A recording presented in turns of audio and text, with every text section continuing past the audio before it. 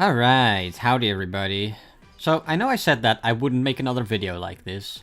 In fact, I've said as much on several different occasions. I've said it's tedious, exhausting, just a lot of work in general. As you can see from this video existing, my brain must have short-circuited or something, because I've completely gone back on that, clearly. However, this time around things will be a little different than last time. If you've seen my other top 50 video, you'll know that for that video, I looked at the top 50 hardest levels on the Pointer Crate Demons list, and rearranged them from worst to best. The initial plan for this video was much the same, but when I started working on it, I quickly realized that I did not want to talk about most of those levels on that list. So, forget about Pointer Crate. More people should, honestly. Let's expand our scope to every single extreme in the game. That's right, for this video I've looked at every single extreme demon, as of writing the script, and picked out the 50 best ones. This is the official top 50 greatest extreme demons of all time.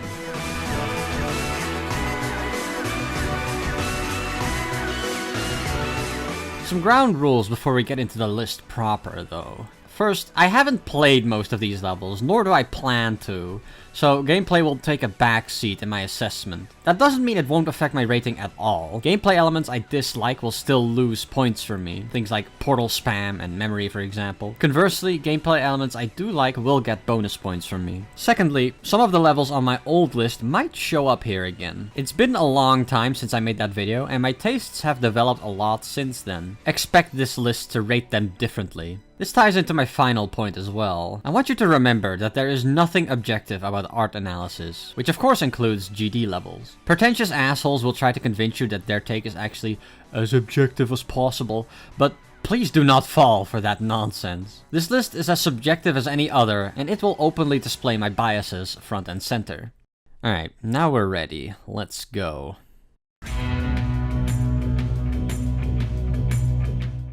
Aerial Gleam. This is a 9 circles level, kind of. It's also the only 9 circles level on this list.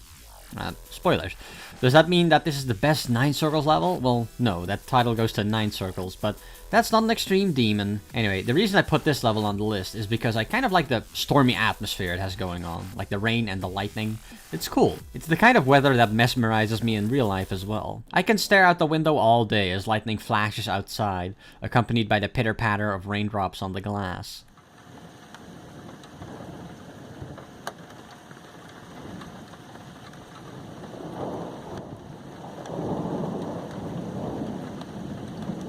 Other than that, this level doesn't really do anything special, but it's enough to barely make it on my list. I thought about placing BABYYYY Vortex in place of this, because I remember placing it decently high in my old list, but looking back on it now, I don't think it's better than Aerial Gleam.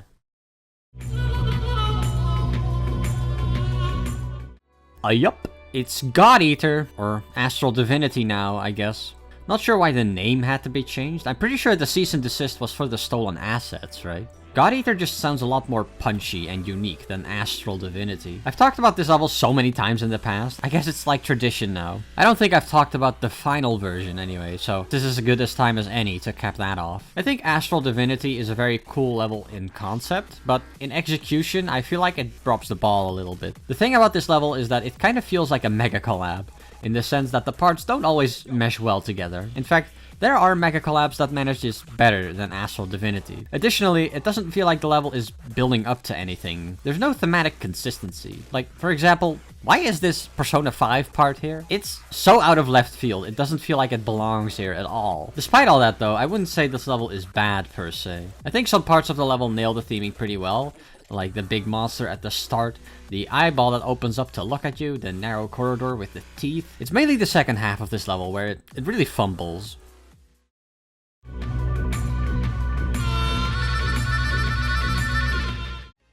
I don't think Proto Flicker is a super special level by any means, but it has some neat concepts which it executes pretty well. It has some flashy effects to show off, but that's really the full extent of its appeal to me. Beyond that, the level doesn't really stand out too much.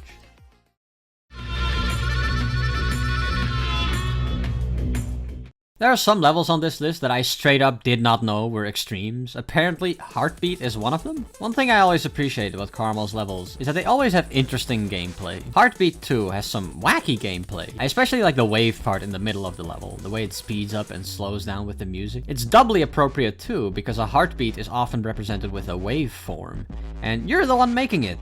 Isn't that cool? I would put it higher, but the thing about this level is that it's really showing its age. It's not super polished, and it's not always pretty to look at. Still, this level does some interesting things, and I think it deserves at least a little recognition for that.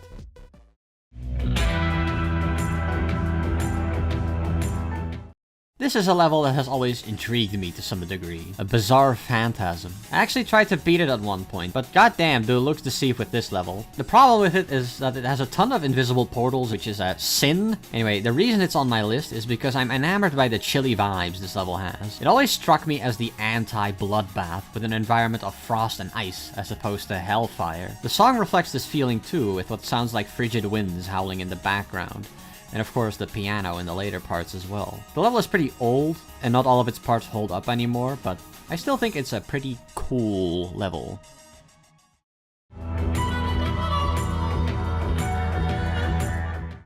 Nightshade is a level I initially rolled my eyes at. The main gimmick of this level is to be as convoluted and confusing as possible, centering around memory first and foremost, which is something I heavily dislike. On the other hand, visually I really like this level. The use of vibrant colors in this level against a black kind of baseline, cool effects, it does nail the whole confusing atmosphere the level is going for. And you know, in that regard, it definitely succeeds. But then you have to come to terms with the fact that not every idea is worth executing.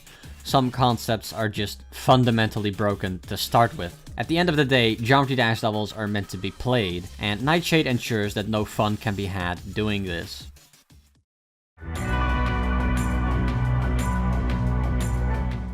Okay, so the Art of the Blade. I had initially placed this level a lot higher, because I really like the theming of this level. It really pulls off the samurai kind of vibe very well. There's elements of oriental art, Japanese architecture, as well as little details like the shuriken you have to avoid. The song ties into the whole deal perfectly as well, since it uses a lot of instruments associated with ancient Japan. The part that especially jumped out at me the first time I saw it is the wave part where you kind of slide behind objects, shifting around in the shadows. I don't usually like memory, but I think it works in this instance because it really feels like you're sneaking around like a ninja, appearing and disappearing in ways that defy explanation. To me, that's just so cool, you know? The reason this level took a big hit in my evaluation is because that's not the only memory part.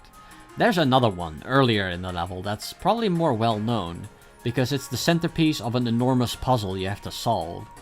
And this is where my gripes with the level come in. So, the correct way to beat this part is randomized every time. I'm not going to explain the entire solution here, but I will briefly touch on the methodology, just to hit home how convoluted this is. What you're supposed to do, and by the way, there's no indication for this, is go into the editor, look for certain triggers of completely random objects. Then, when you play the level, you have to look for very specific and obscure tells that will give you the proper order. This hanging scroll is a red herring. It doesn't actually tell you the full solution. To really get a feel for how convoluted this is, take the ending of Limbo, for example. Except, instead of the correct key lighting up before the shuffle, you have to determine which key to take based on 3 random blades of grass found randomly throughout the entire level, and you have to pay attention to what color they are. The correct key to take is determined by whether the grass flashes vermilion, crimson, or scarlet. I am not kidding, it is that obtuse. Where this gets even more painful is that the level forces you to play with Shake enabled, which is annoying, but more importantly, the level doesn't tell you that you messed up the order until you make it all the way until the very end. You have much to learn, it will say. If you're not at least moderately familiar with the editor and how triggers work in Geometry Dash, this is a major roadblock because this level tests you on your editor knowledge. And you know, I get it. I understand what the creators were going for. I know that that is an alluring concept to some people, but good lord does it make for an obnoxious level to actually sit down and play. Like, it could work in a challenge level or a dedicated puzzle level, but as it stands, this level is actively toxic towards the people that play it. It's a shame because otherwise I really like this level.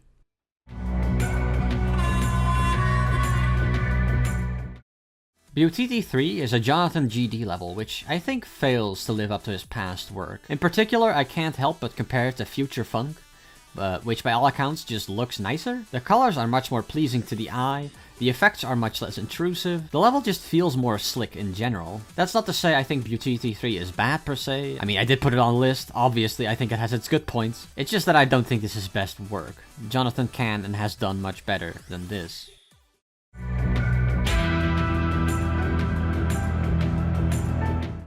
I don't know how to say the name of this level, but it looks kind of French, so I'm guessing Brownois?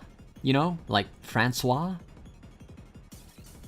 Brunois. Yeah, see? I assume it's French for green. That language never made sense to me. Anyway, Brownois is a level with some neat effects that make the level feel super fast-paced, which is in line with the very percussive song that goes along with it. It's intense and hectic, but it doesn't devolve into total chaos, which is a trap some levels do fall into.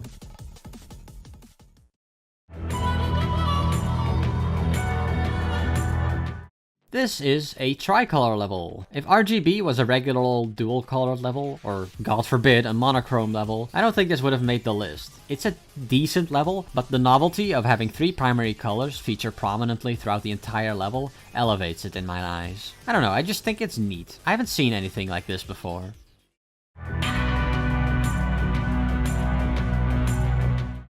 Dark Odyssey is a level I had initially placed higher on the list, but after I had another look at Dark Travel, I had to reassess my placement of this level. Dark Odyssey is essentially a reworked version of Dark Travel, but when I look at Dark Travel, I kind of have to wonder why? Dark Travel isn't a bad level by any measure. It doesn't seem to me the kind of level that would need a remake. Not to mention, Dark Odyssey irons out little details that gave Dark Travel its charm. For example, this little guy. They're just a little guy. Well, in Dark Odyssey, our little guy is nowhere to be found, instead hiding among the masses. And I think that's a shame. I think that loses the level some personality. Another thing is the difficulty. Now, obviously all of the levels on this list are extreme demons, but with Dark Odyssey, I think it's especially in poor taste. Like, this is supposed to be a travel level. You can't just do that. Imagine if Lonely Travel was an extreme demon. That would be stupid, right? Part of the appeal of that level is that it's accessible to most players. Still, it's better than 500 other extremes, I guess. By its own merits, this level isn't bad by any stretch. It just leaves a bad taste in my mouth considering the circumstances it exists in.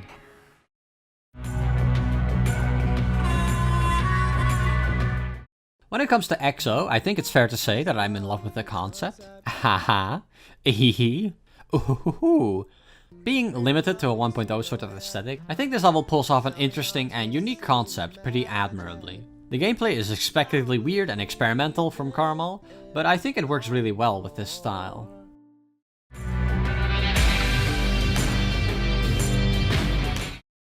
Loden the Fishwasher. I don't know what the story of this level is. I've never even heard of it before making this video.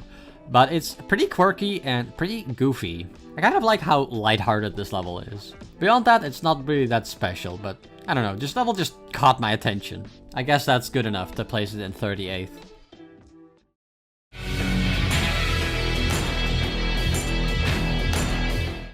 I think this is the sequel to WIYYYY Catface by Wreckage. Semicolon 3. Can't say I see the resemblance. It's a sleek, competently crafted level with a little mousy snake in it. That's pretty cute. Other than that, this level doesn't really push any boundaries. It's just pretty to look at. And you know, that counts for something.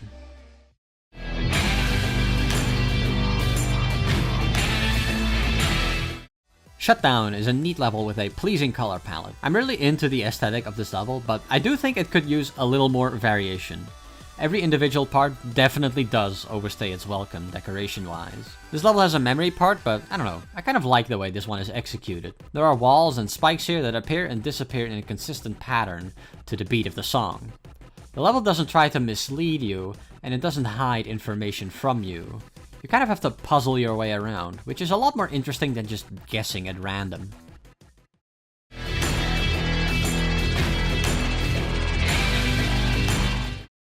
Oh boy, it's Ultra Sands. I thought this was an insane demon too. I guess not. Anyway, I've talked about this level before. It's no secret that I like this level. I think it's an example of a joke level done right, because even though it's clearly a spoof on Ultrasonic, the level stands on its own perfectly fine as well. It does a great job reintegrating all of the different parts from Ultrasonic, and even some parts from the later levels in the Sonic series as well, into a cohesive whole.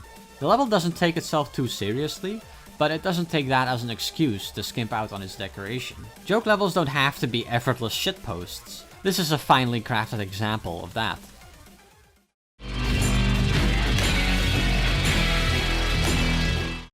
Our Fountain is an interesting level, with kind of a gloomy and melancholic atmosphere to it. I do like the way it's achieved with its background effects and design, but there's one thing that kind of breaks this level for me, which is the text that appears in the level. I need to die.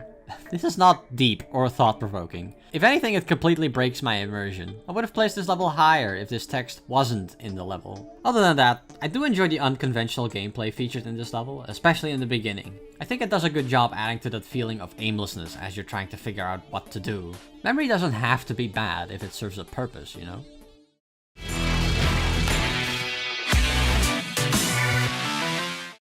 Motor Breath is a vibrant and colorful level, although to me what makes this level really stand out is the song choice. It's a heavy metal song, which is a hugely underrepresented genre in Geometry Dash, saturated with its EDM music. That's not to say I dislike the majority of music used in Geometry Dash, but variety is the spice of life, you know?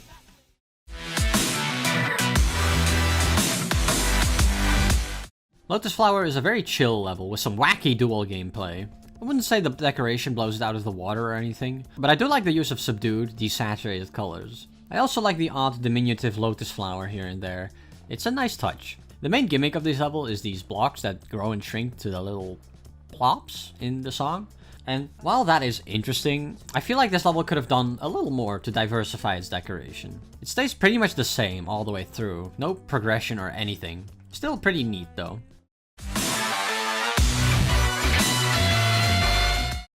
I put Artificial Ascent in second place last time around, but it has been demoted 29 spots for this list. Now, part of the reason for that is that my selection pool was severely limited to only the 50 hardest levels in the game, which included some of the worst ones as well. The competition wasn't very formidable. However, what I value in a level has also changed. Artificial Ascent is a sleek, well-crafted level with appealing colors and designs, but that's not what elevates a level to being something truly special in my heart. Still, let's not pretend that 31st out of 570 something is bad by any means. I'm not afraid to sing the praises of this level.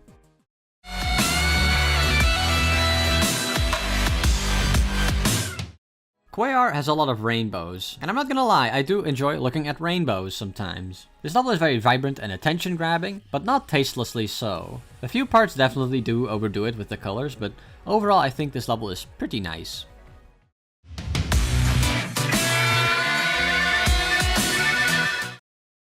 In contrast to all the fire and red-hot metal in it, I think Annihilation Nation is a very chilling level.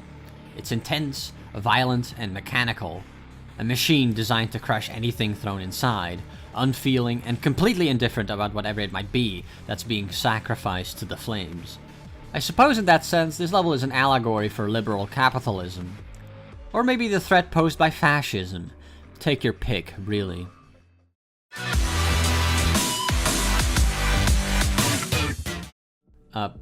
Quio? I think Quio is a pretty interesting level with its chill, laid-back kind of atmosphere. It feels kind of trippy to me, although I have no experience with drugs of any kind, so I couldn't tell you how accurate that is. People who do have experience, feel free to point out how naive I am in the comments.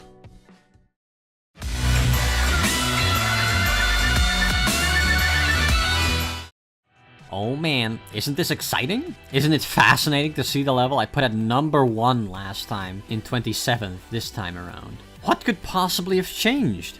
What levels could be lurking ahead? I'm just shivering with excitement, dude. Although it is pretty cold in this room, so it's hard to tell. Anyway, what I said about Digital Descent back then still holds up today, I think. It's just that my values have changed. It's a well-crafted level, save for the parts by Etzer and Kermal, and it's a nice visual improvement over Artificial Ascent. It doesn't really deviate from the norm too much though. It's a very safe approach to an Extreme Demon Mega Collab, so I can't really place it any higher than this. That, and it's held back by a few lackluster parts.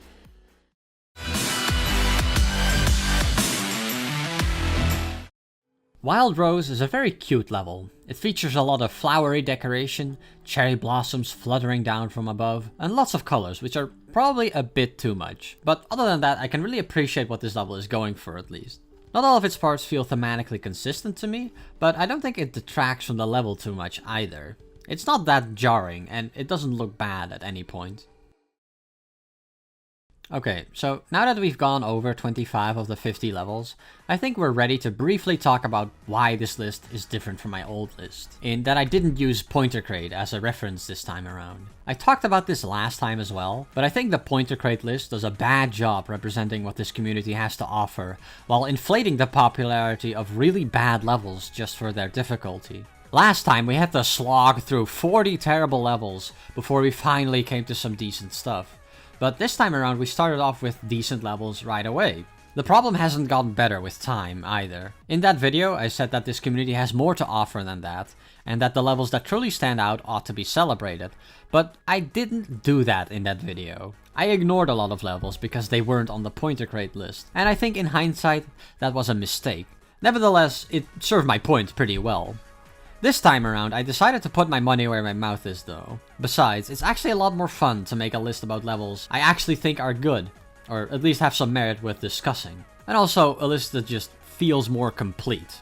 Sure, it can be fun to tear into a really bad level from time to time, but a lot of levels aren't even like that. A lot of levels are just boring, uninspired, uninteresting. What do I even say about them? There's nothing to say, so I'm not going to give them the light of day. Not this time, anyway. Another thing that has changed is my view on what makes a Geometry Dash level good in the first place. It's kind of difficult to put into words, but I feel like I used to have a very limited and a very rigid conception of what a Geometry Dash level looks like, and what it ought to look like. If a level didn't fall into that narrow framework, I was quick to discount it, which led me to underrate a lot of creative works. I have a bigger appreciation for the creative aspect of Geometry Dash now as an art form, which I think makes my perspective a lot more valuable and this list a lot more interesting. I also think it has helped me improve at making my own levels, so yeah. Anyway, let's continue.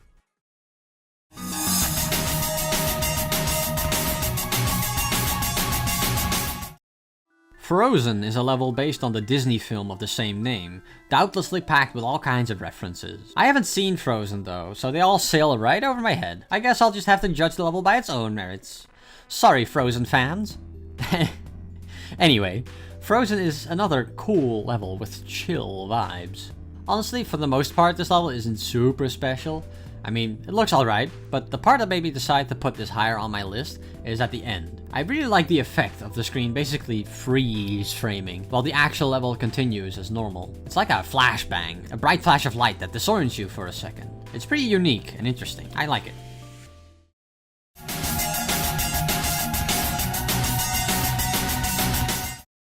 Belloc is actually one of the few levels I've actually played for a video I made a long time ago. I don't remember much about how it feels to play, except for the ship duels halfway through the level, which were super satisfying and super memorable.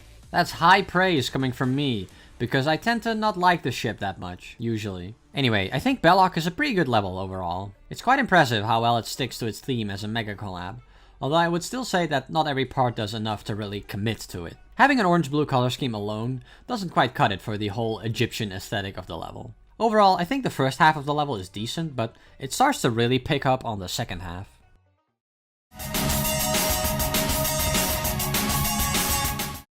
I already have a video on this level. It's Ouroboros. After rewatching the video, I think I mostly agree with my assessment of the level, save for a few parts. Like, I said that I don't like extreme demons because they're so inaccessible, but then I also said that gameplay doesn't really matter that much, which doesn't make any sense. I also talked about the symbolism of the Ouroboros, which in retrospect I feel is kind of irrelevant as well.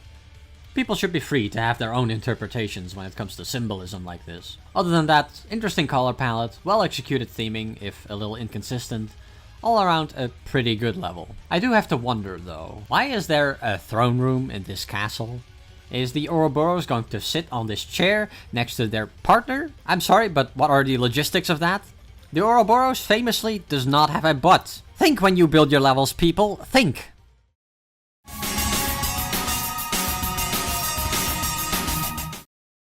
Cybernetic Crescent is the third installment of the Cent series of levels.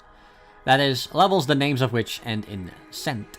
I'm not sure what else is supposed to connect them, but I think this one trumps the other two by a slim margin, because I really like some of the effects here, Sir Punch's part especially. and the interesting gameplay concepts in this level as well, like Funky and Nazgûl. Not every part is a winner, but I think this level is visually impressive for the most part.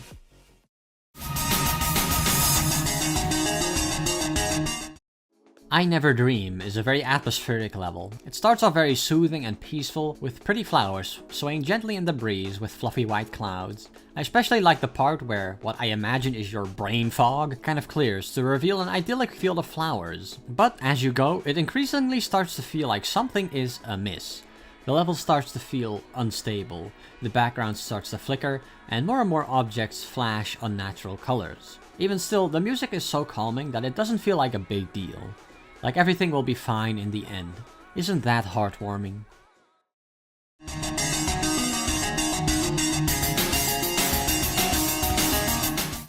So the story of this level is that I guess you just took some drugs, and you're waiting for them to slowly kick in over the course of the level. Worst Trip looks like a fairly standard GD level at first, with grounded, sensible colors and decorations, which slowly but surely deteriorate into more abstract patterns and more vibrant colors. I think that's pretty clever, and I also think that's kind of funny.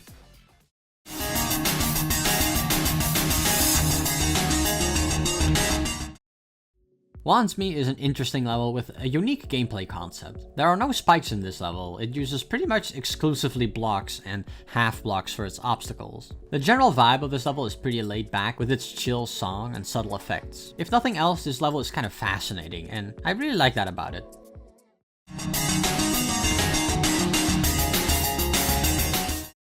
This is the last mega collab on this list. The 17 levels after this are all solo levels, or made by 2 people at most. I think Knight Rider is about the best you can shoot for when it comes to mega collabs. The reasons for that are many.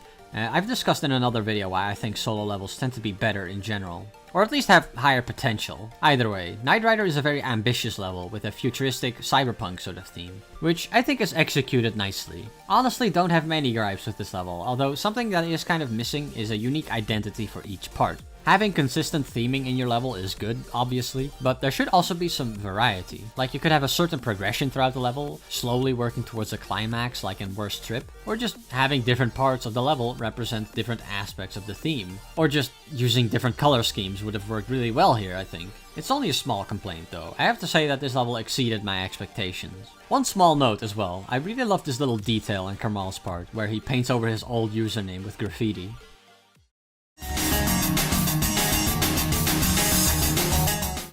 Shardscapes is another very intriguing level to me. This level commits hard to a very specific gameplay style, and I honestly respect it for that. It has a pretty unique aesthetic going for it as well. The effects in this level aren't groundbreaking, and there's only 2 of them over the course of a little over a minute, but at the same time, I feel like it kind of works. If this level was any longer, it definitely would fall apart, but Shardscapes doesn't push its luck in that regard.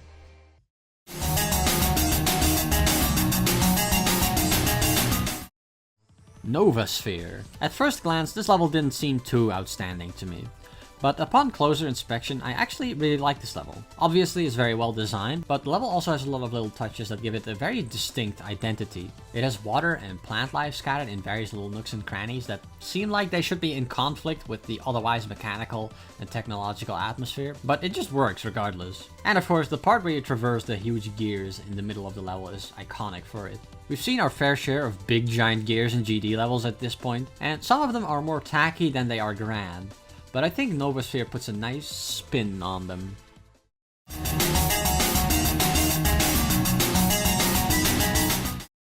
As someone who's been on public transport a lot in my life, I can relate a lot to Decay. I think me and this level understand each other. Anyway, I like the bouncy and playful vibe of this level. It's entirely in the slowest speed, with colorful shapes bouncing around. I just like the way this level looks.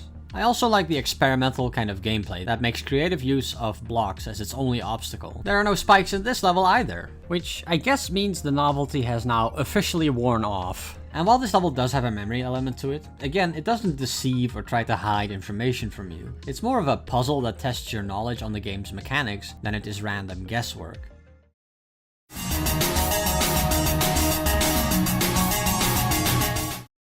Congregation is a good level. The thing that immediately caught my attention about it was the looming sense of unease in the first part. It starts off calm and peaceful, But as you go, the song starts sounding increasingly dissonant. Lights start flickering the wrong color, these error boxes start showing up. The level is clearly building up to a climax, and I absolutely love how this level slowly but surely builds up to that point. It feels great. What holds this level back for me is that some parts do overstay their welcome. I can forgive the first part, but the drop largely does the same thing over and over, with no discernible progression, and I think it stops being effective here. I also think the ending could have done something a little different. I would have rated the level even higher if not for that.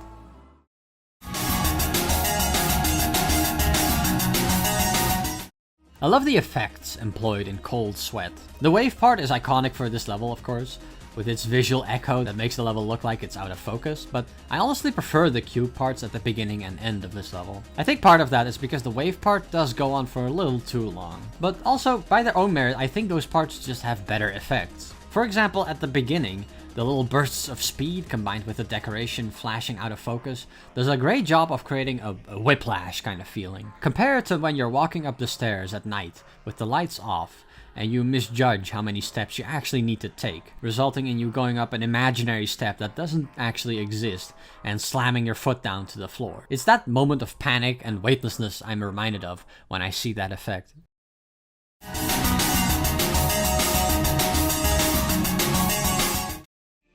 Sunburn employs a lot of muted tones in its color palette, ranging from orange to pink. The decoration constantly switches between colors, which ends up making the level look pretty funky, which also fits nicely with the song. Speaking of which, I love the song in this level as well. What I really appreciate about this level too is that it tries something new and succeeds admirably at doing it.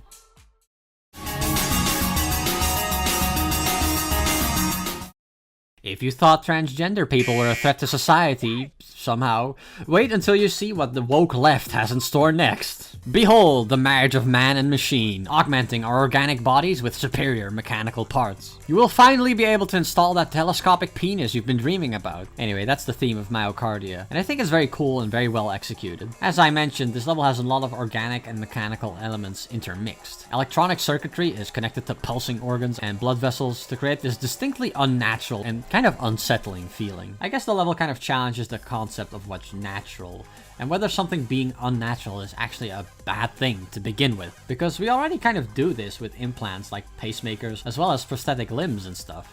And those are surgeries that save people's lives. Usually when the idea of using technology to augment our bodies is presented in media, it's presented as a negative, but like, a pacemaker is literally an electronic device directly connected to your heart. It actually has wires that go inside of your heart chambers. You know, looking at this illustration kind of freaks me out the same way the level does. It's not too different from the heart in the background here, frankly. Anyway, Myocardia is a good level with excellent theming. Good luck.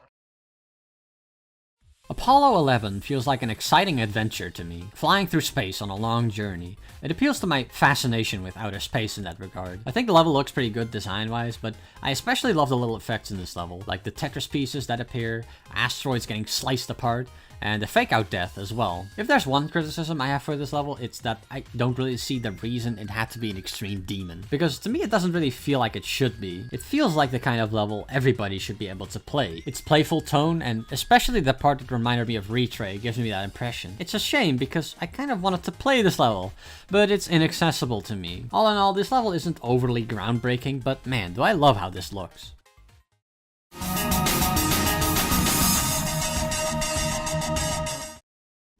Broken Signal is a level that will literally destroy your computer. I mean, look at all this fire. That can't be healthy. Anyway, yeah, I love how this level slowly breaks down and becomes increasingly chaotic over time. I especially love the part where the level just melts. That's hardcore. Not much else to say about this one, honestly. It's a pretty straightforward concept, but it's executed very nicely.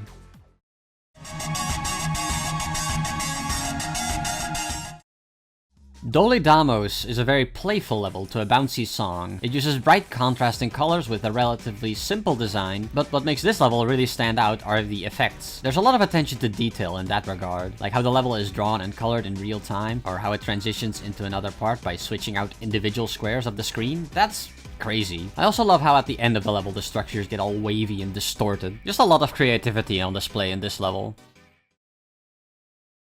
Attention, we are now entering the woe zone. The following levels are all in a league of their own, so I'm drawing special attention towards them. I'm also taking this opportunity to retroactively divide the video up into several different tiers, using YouTube's chapter feature. Anyway.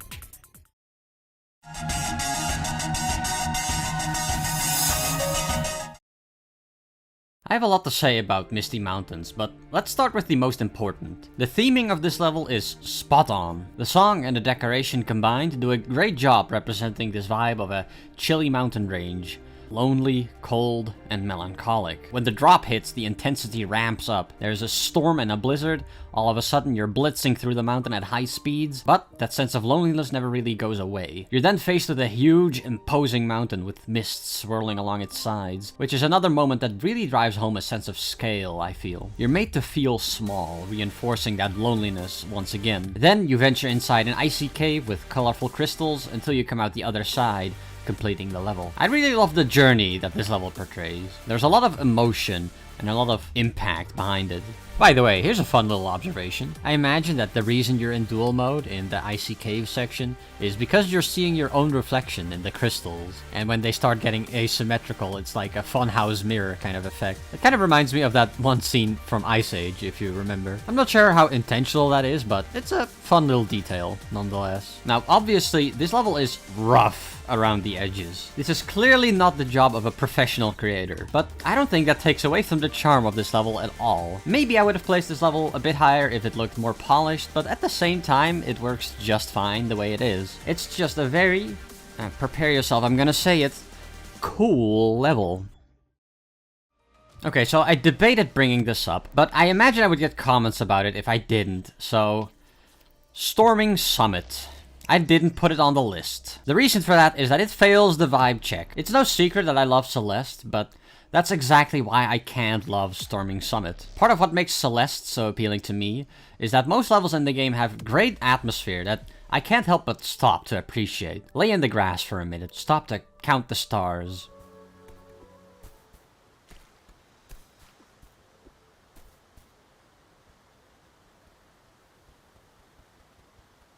With Storming Summit, sure, the assets are all here, but the level fails to capture the spirit of Celeste. It just ends up feeling soulless. Like, it doesn't help that the visual style is straight up lifted from the game that inspired it, but the level leaves hardly any room to stop and smell the roses. Looking at Storming Summit just makes me think about Celeste, not Storming Summit. It fails to stand on its own. This is why I feel Misty Mountains is a better tribute to Celeste than Storming Summit, because it actually succeeds in telling a compelling story and establishing a palpable atmosphere. In the same vein, see Star Jump, which is also a tribute to Celeste. I would put this level on my list as well, but it hasn't been verified as of yet. I had to bring it up though, it's a very good level. Please do have a look at it.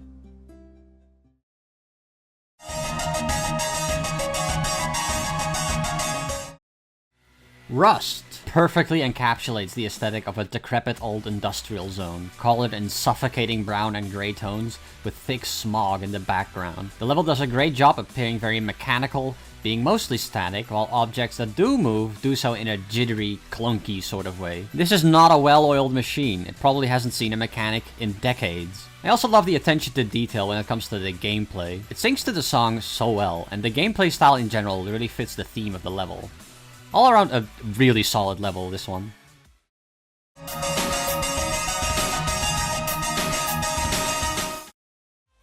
Falling Up is a classic, and for good reason. I think this level does a great job at telling its story, and it nails the atmosphere as well. The dual part where the sun shines through the clouds never fails to give me goosebumps.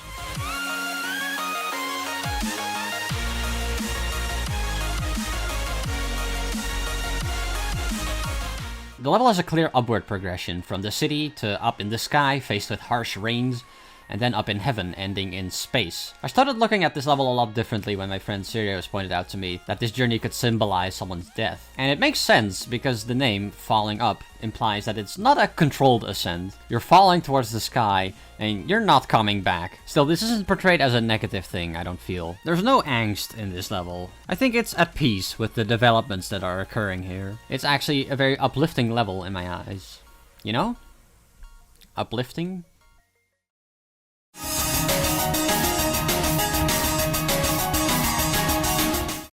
Now, here's a question. Am I a raging narcissist? Some people might answer this question in the affirmative. I prefer to call it having a healthy dose of self-confidence, though. Okay, let's cut the BS. We all know where this is going, right? I thought a lot about where to place removed submission. I considered placing it lower to appear more humble, but I mean, that's clearly ridiculous, right? Who am I trying to impress by coming across as humble? Am I not just lying to myself and the people watching when I do that?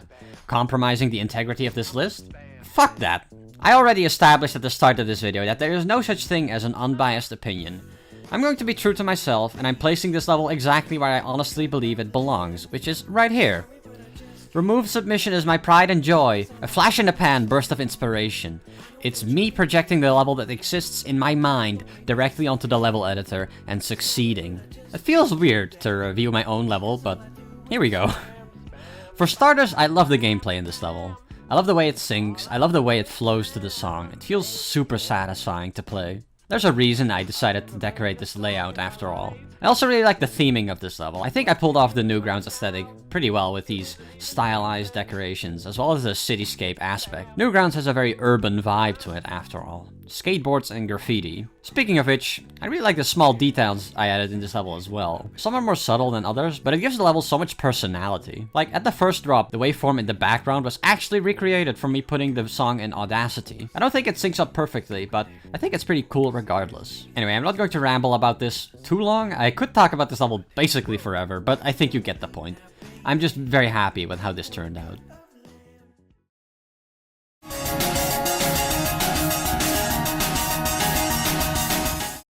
Third on this list, a level I feel is highly underrated, is The Moon Below. The Moon Below stands out to me because to me it perfectly captures the feeling of nostalgia you get when remembering the past. It's a bittersweet feeling, like remembering the time you spent with a loved one who has since passed away. The level achieves this in the first half by repeating the same structure over and over with a different solution each time, as though you're reliving that memory over and over again, slightly differently every time. The song helps out as well with this, of course. It's Claire de Lune, a piece of classical music we've all heard before, but slightly distorted and hollow, like it's faded with time. The song consists only of the first few parts repeated, as though we've forgotten the rest. In that sense, it kind of reminds me of Everywhere at the End of Time as well. I don't think The Moon Below is secretly about Alzheimer's or anything like that, but it does manage to touch on that feeling of melancholic nostalgia that's so effective in that album. In contrast, Save As by Pac is clearly about Alzheimer's, no question, and I won't knock it for that. It achieves that theme pretty well. However, the song choice in that level does not lend itself well to feelings of nostalgia, which I feel are very important to Leland Kirby's album. Either way, I don't think The Moon Below is a sad level either in the end. Eventually, the level does stop dwelling on memories of the past, and transitions into a part that makes me feel like you're appreciating the positive emotions about said memory. That's what the stars and constellations resemble, I feel. To me, the level ends on a positive note. Now, this is probably the most abstract review on this entire list, but I can't deny that this level is very effective at hitting those emotions for me personally. I have to place it highly for that.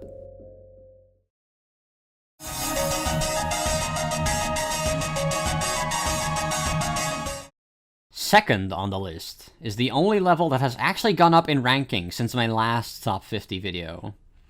It's Black Blizzard.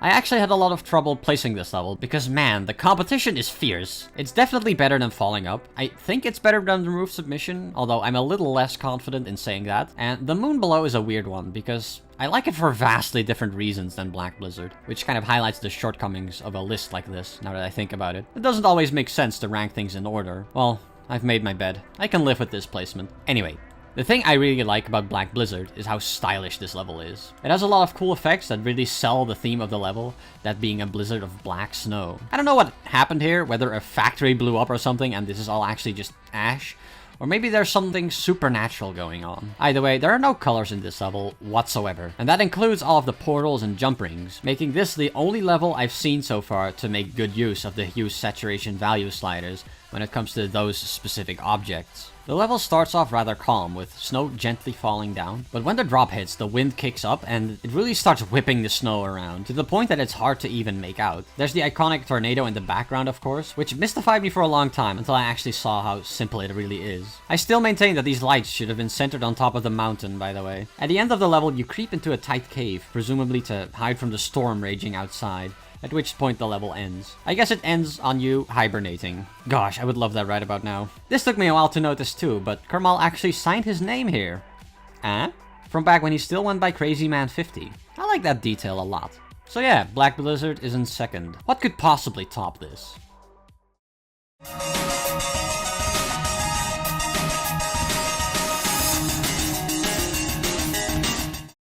I'm sure the suspense is killing you right now. What's the best extreme in the game, according to this one random guy on the internet? Well, if you know me, there probably isn't that much suspense. You probably already know. The answer is pretty obvious to me, anyway. It's Sunset Sandstorm. Much like what I had to say about the Bizarre Phantasm, Sunset Sandstorm to me is like the anti-Black Blizzard. It takes Black Blizzard's theming and turns it on its head completely. And it does it so well, too. Like the wavy background in the beginning feels like a desert mirage. And when the sun appears in a bright flash of white, it really feels like you're being hit with a heat wave. Which is nice, because winter is right around the corner, so it's actually getting kinda chilly in this room. There's a lot of dust and sand flying around the level, which is saturated with bright light from the sun and vibrant colors. Again, in complete opposition to Black Blizzard. It honestly feels like you're going delirious with sunstroke in these colorful parts. Or cactus juice, I guess. It'll quench ya. Nothing's quenchier. Anyway, another thing I love about this level is how well the gameplay syncs with the song. There's so much attention to detail. Every little movement and every little jingle in the song is taken into account, which makes it super satisfying. At the beginning of the level, you see the same structure reappear a lot, but I think this is really cleverly done. You do these same two jumps to the beat over and over for a while, but when a new instrument is introduced, you veer off the path and the gameplay syncs to that instead. There's a sense of rhythm to this part, consistency, but it doesn't feel repetitive. It's honestly the most iconic part of the level. Although, this level has such a unique identity that you could point to any part and say it's the most iconic, and you'd have a reasonable argument no matter what. I'm hesitant to call any level perfect, but it's honestly difficult for me to point to any flaws in this level. It clearly trumps everything else on this list, that's for sure.